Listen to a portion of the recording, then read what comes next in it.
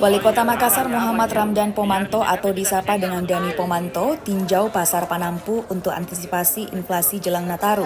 Hal ini dilakukan oleh Pemkot Kota Makassar untuk mengantisipasi kenaikan harga kebutuhan pokok jelang Natal dan Tahun Baru. Wali Kota Makassar mengunjungi pasar Panampu Kecamatan Talo, Kota Makassar bersama PJ Gubernur Sulawesi Selatan Bahtiar Baharudin. Keduanya mengecek kebutuhan-kebutuhan pokok jelang Natal dan Tahun Baru. Meski secara umum harga masih terkendali, pemerintah Kota Makassar menyiapkan model operasi pasar untuk mengantisipasi inflasi. 10 mobil inflasi dan 144 kontainer terpadu disiapkan. Pemkot Makassar selalu berkoordinasi oleh Pemprov Sulsel mengenai kebijakan-kebijakan kenaikan harga kebutuhan-kebutuhan pokok.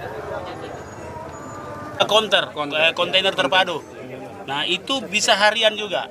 Tapi lebih ke fokus ke komoditi yang cenderung naik.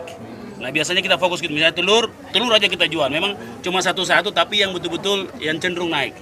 Itu di 140 kontainer di 153 kelurahan. Lah berarti kan tinggal ditambah.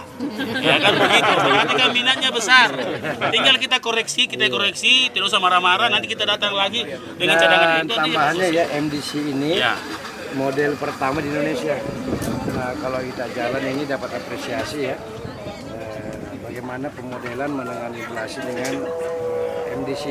MDC ini pertama kali kita declare Sulsel, itulah Makassar lebih duluan nih melakukan ini, kita angkat ini menjadi program provinsi. Saya kira ini kalau kita bisa melakukan model seperti ini, seluruh kota-kota Indonesia, kota bisa lakukan, dan provinsi bisa melakukan serentak saat Sulsel, soalnya kita mudah-mudahan menjadi mampu mempertahankan inflasi. Jadi kita itu bukan sekedar tidak cari juara sebenarnya. Kita sedang mengupayakan bagaimana apa yang menjadi kebutuhan masyarakat itu di